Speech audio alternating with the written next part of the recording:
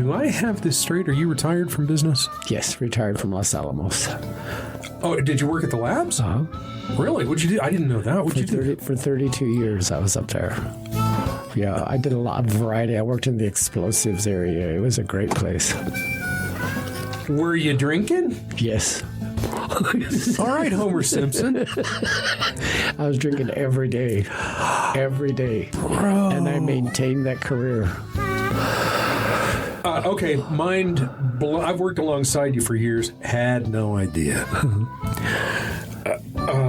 You want to talk about that? Were you super secretive? Were you using breath mints and staying away from people, or what's up? Well, we couldn't drink, of course, during the day. Really? In a nuclear facility? What a bunch of squares. But you know what I did? I mean, we'd work 12-hour days, 14-hour days, and I would drink afterward every day. Every day. Oh, okay. Gotcha. So I'd get up at 4 and go to work and do my thing, shaking and jittering all over the place. And I eventually it caught up with me, and I got a DUI that got me kind of tangled up in the security world up there, and I had to give up my security clearance, and eventually I failed 2 of their subsequent urine tests, and I was it's actually grounds for immediate termination. But they, because of my tenure, they said, okay, I said I was getting ready to retire, and they said, fine.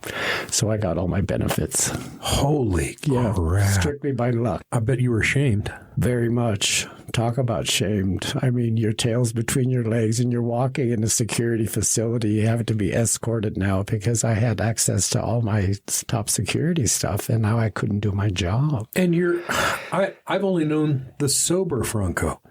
So you are, I depend on you. You're one of the most awesome, solid cats I work with. So that must have been doubly, knowing that we live a Dr. Jekyll and Mr. Hyde existence when we're drinking. Mm-hmm. So the good you was a Boy Scout, and the bad you was couldn't quit drinking, and you're working in a nuclear facility. What a dichotomy, man.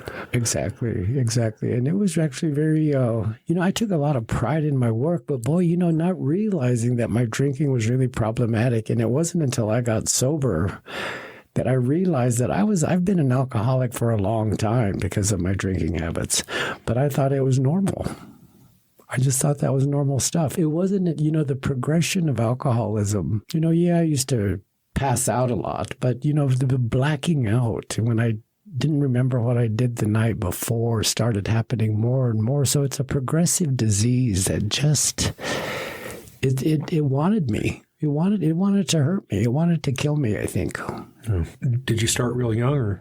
I started drinking, at 13. I remember my first drink. It was a whiskey and 7. That's what my father used to drink. And I begged my dad to let me have a drink, and he let me have a drink, and I passed out immediately. But it didn't stop me. Right. It did not stop me. That night, I wanted more. Yep. So that tracks with my experience too. Was it in your family tree? Did your parents grandparents alcoholism? I had a couple aunts that used to drink a lot, and an uncle, and they weren't biological aunts. Well, they were aunts and uncles, but my father drank really just on the weekends, and periodically he would get it out of control, but he didn't drink daily. He wasn't a binge drinker, but he would once he crossed his line, he'd get real angry. And that always scared us. So your drinking career was how many years, man? About 45 years. Yeah, holy mackerel. Yeah, 45 years. I didn't get sober till I was in my mid-60s. And I tell you, I've got this great life. Great life. Now. I get to see you a lot, man. You are swinging. Everything's really good. And in the interest of anonymity, I'll just say that, here in the town we live in, Santa Fe, there's a recovery community, and you've become a pillar in a lot of ways here. So you went from having been walked around at work, ashamed and embarrassed and apparently unable to quit, to working the other side of the street alongside. It's amazing. Talk about that if you got anything. It was, if I understand you correctly, the difference is extreme. An alcoholic who couldn't quit and it was really starting to cost you big time about something you cared about. Right. And now you're a happy, sober guy just shouldering in and doing the work and helping others recover. That's a hell of a contrast. And I tell you, I absolutely love my new life. I'm a worker bee, and, I'm used to working a lot, and I jumped in with service in AA that is it's just so rewarding. I can't, and it's tough sometimes. It's tough, but... In what way? What are the challenges for you? The challenges, for example, last night there was a young man here in one of the meetings that was, I don't know if he was on drugs or what, but he thought people were watching him behind trees, and he got in my car and I couldn't get him out. And no, got in your car? Yeah. Were you giving him a lift or he just jumped in? I did offer to give him a ride, but he had no place to go. And it was just pushed all of my buttons. I mean, it was just, and he's in trouble. The poor guy's in trouble, and we couldn't find a place for him to go. For a recovery center, we couldn't find any place for him to go, and so... Because no room at the inn, or because he was such a problem citizen? He's been kicked out of most of the recovery centers. Yep. Okay. Yeah, I got the picture. So we're in trouble. He's in trouble. Yep. So he's thinking of going to Taos today, so that's okay. He'll be safe there. It's a long walk. It's a long walk. And as they often say, and it sounds... hard-hearted if you're not one of us. At least I'm not going to drink over it. You know what I'm saying? After you have an incident like last night and you finally get him out of your Chevy. But the thing is that I cared about him so much. I know. It's just the guilt that I had, later on. It was just... Guilt. Okay. Yeah, I had guilt. I wanted to help him, and I couldn't. Sure. And I couldn't help him. He was cussing at me. And yep. Oh, yeah. Welcome to my world. I get it. It's a funny thing. We've had a returning guest on the show who runs a homeless shelter right down the half a mile from here. I know you know what I'm talking about because their numbers are up. They can't accommodate the tide of humanity that's washing up on their doorstep in need of a place to stay and a shower and a place to put the dog. We're all doing the best we can one-on-one and maybe even in a group setting in some ways. And we can't fix this thing. And you have such a sunny personality. You're one of the smilingest, happiest, how are you doing kind of guys I know. Yet obviously look at the size of your heart. You one guy that you just described, you weren't able to help him. He wasn't able to take help. He's been kicked out of all these places, and you felt guilty afterwards. Yeah. Well, we're seeing a lot of sad stuff. I've never talked about this in the show.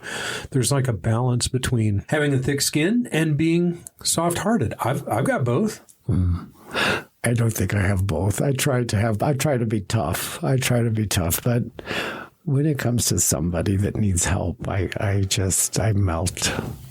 I just give 100%. But it's just kind of like if they don't try, or if they're not trying and they're not trying, I'll drop them completely. Okay. I mean, that's enough. This is about my sobriety too. That's my number one priority. And energy and time, that's currency. And if you spend too much time and energy trying to shove help at somebody who has absolutely no interest in getting help, that's time and energy you could be spending elsewhere, maybe better spent. It's hard to know. Exactly. It is not easy to know what the right thing is to do sometimes.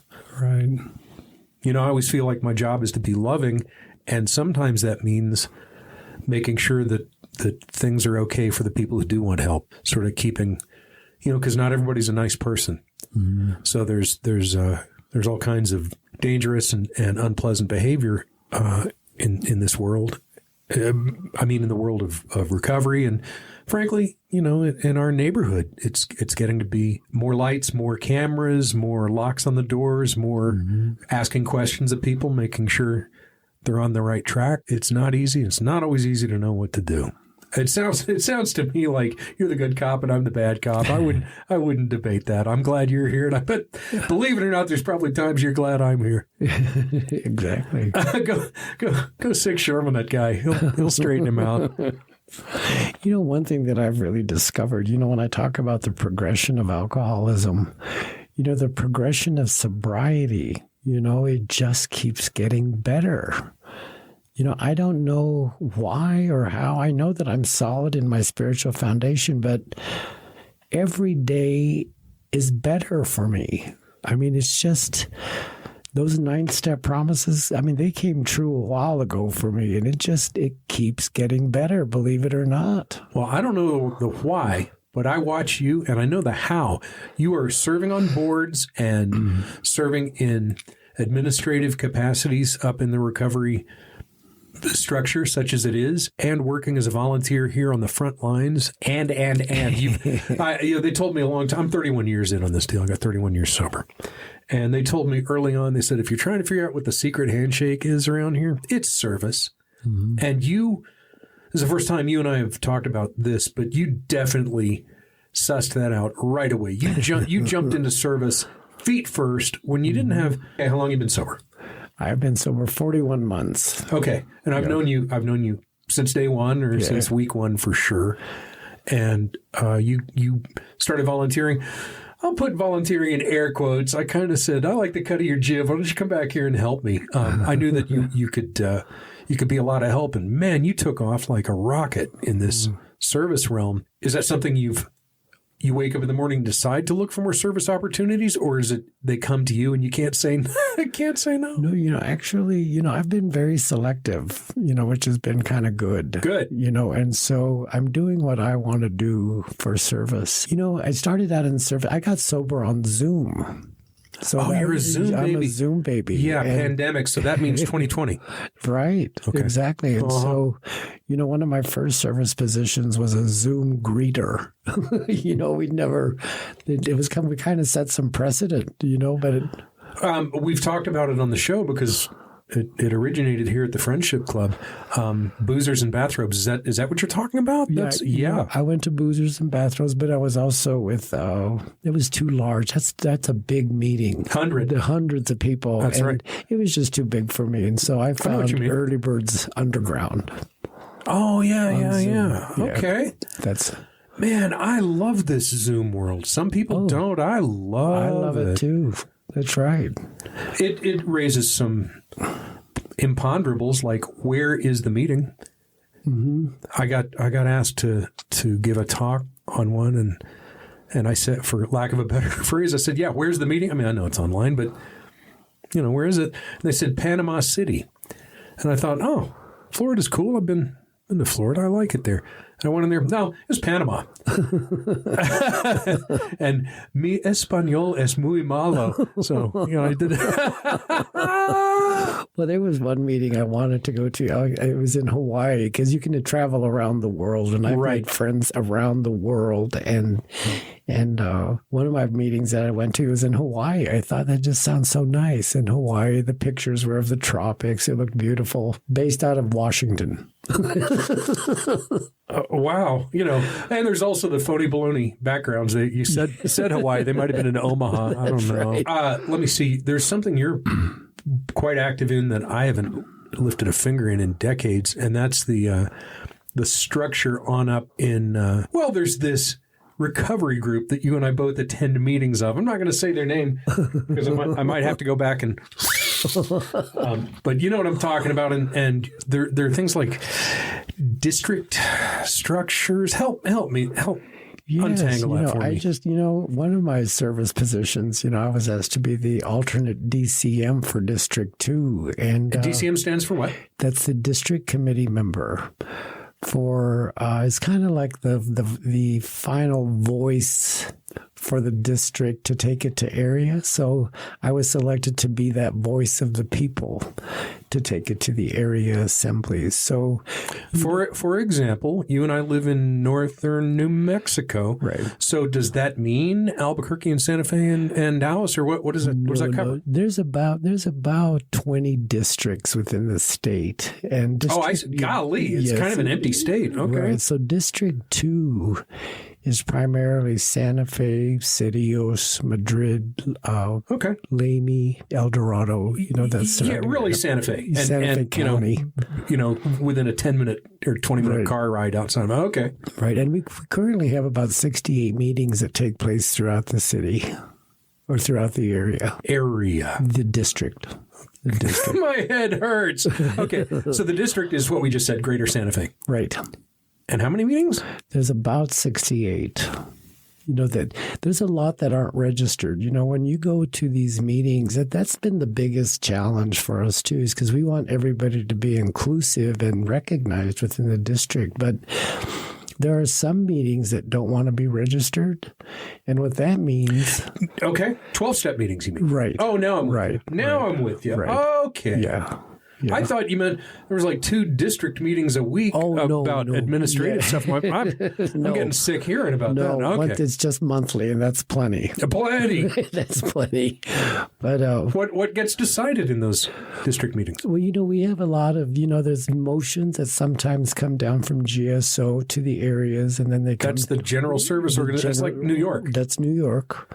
And what do they say? Like changing the language of the readings and things like that? Right. Pamphlets, updating the pamphlets, because they were so general, that we needed to bring some diversity to a lot of the pamphlets and and a lot of new stories and trying to find authors because they like to replace the stories in the big book, and that's about the... No, I don't know. They used to tell us, in the 90s that the history of stories being replaced in the back of the big book was because of relapse.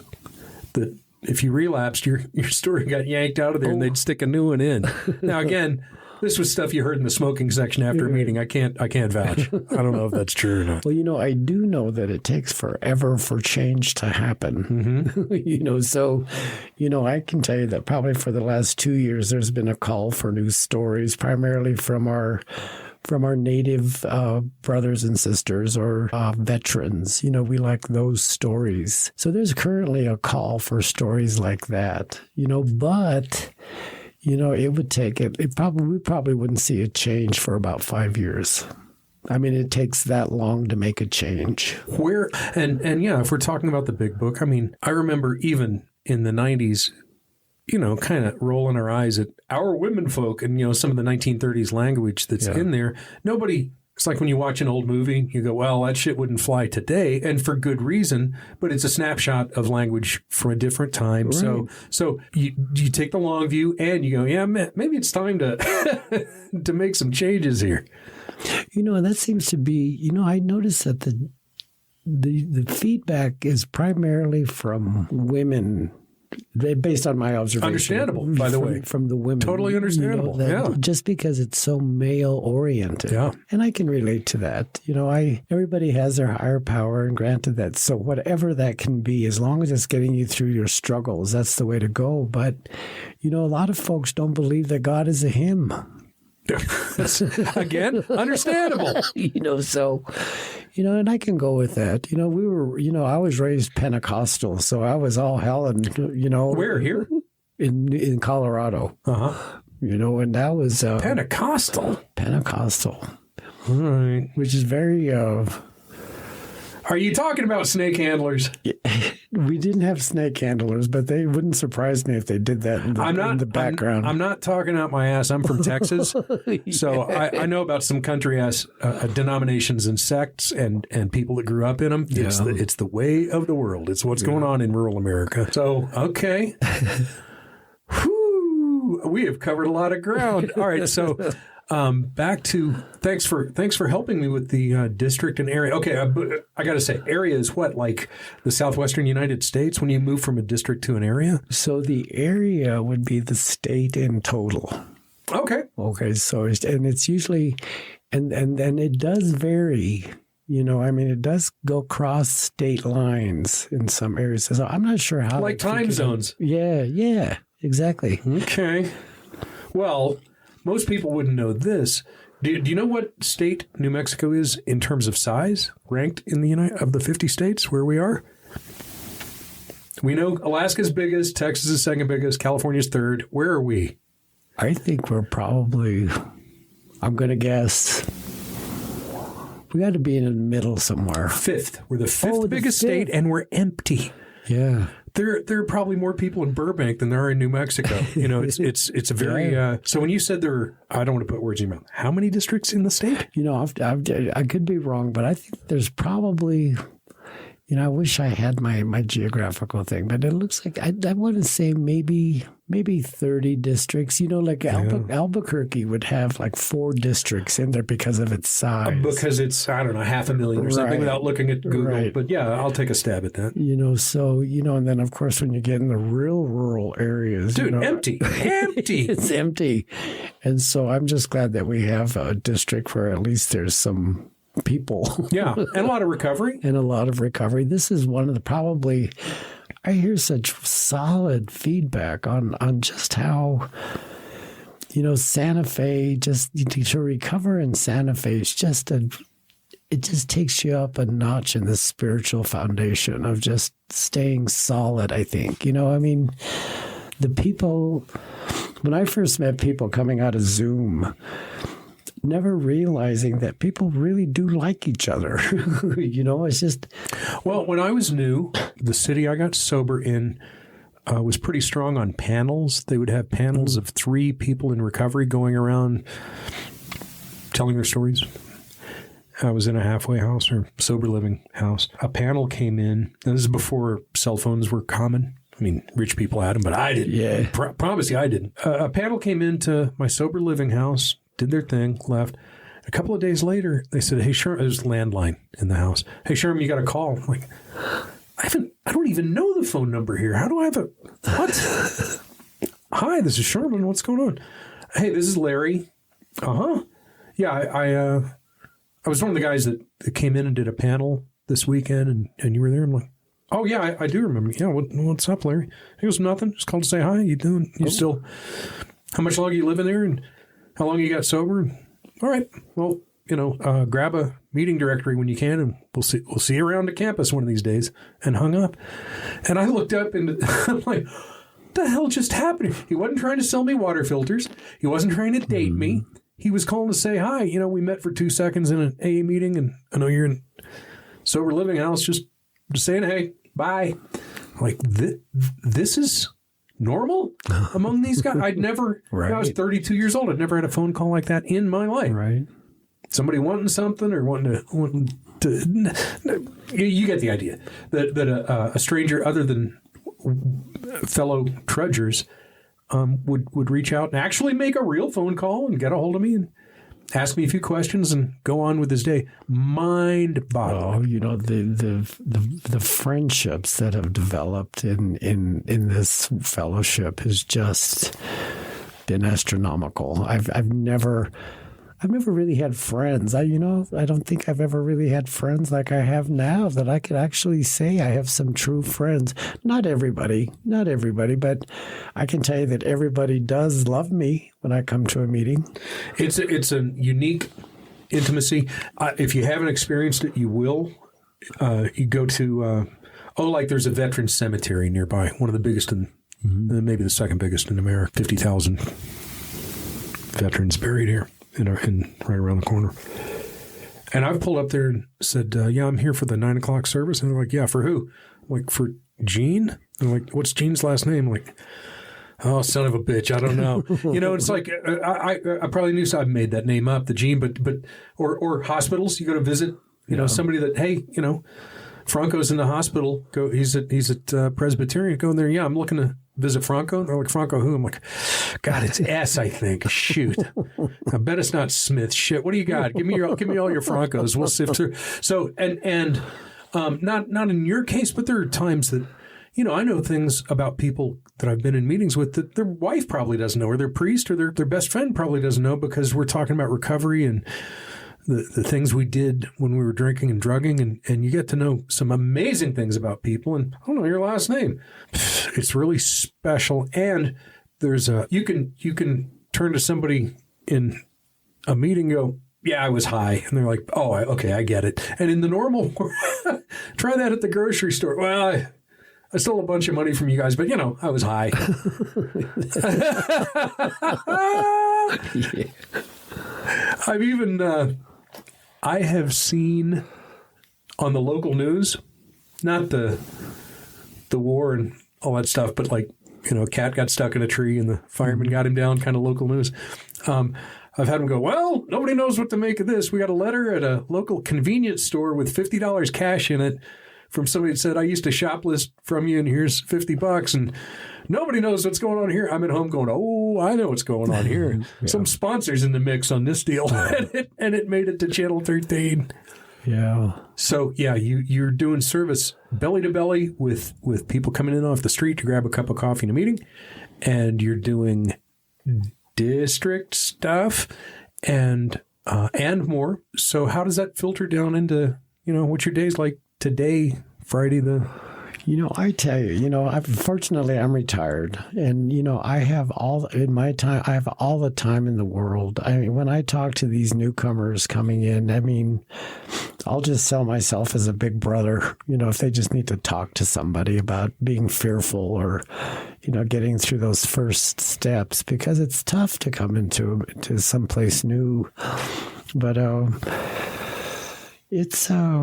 but you started as a Zoom baby. So there's another, I don't have experience as being a newcomer on a Zoom meeting. Tell me the difference there.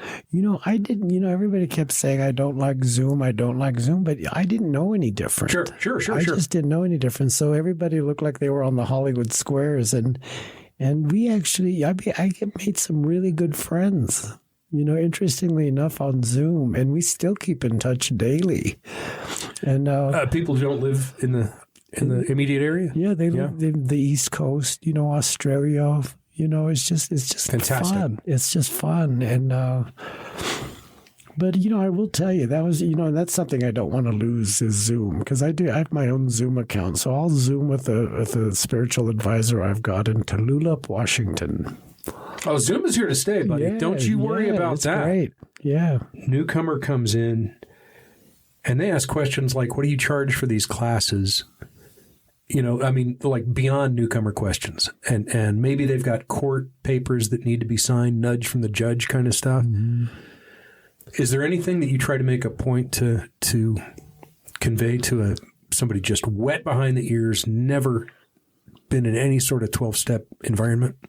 The majority of them, are usually shaken, when they're coming in fresh like that. But, I usually just try to comfort them from the fear because it's a big step. It's scary to walk through those doors, but it's also welcoming. You see that welcome home sign and it means something.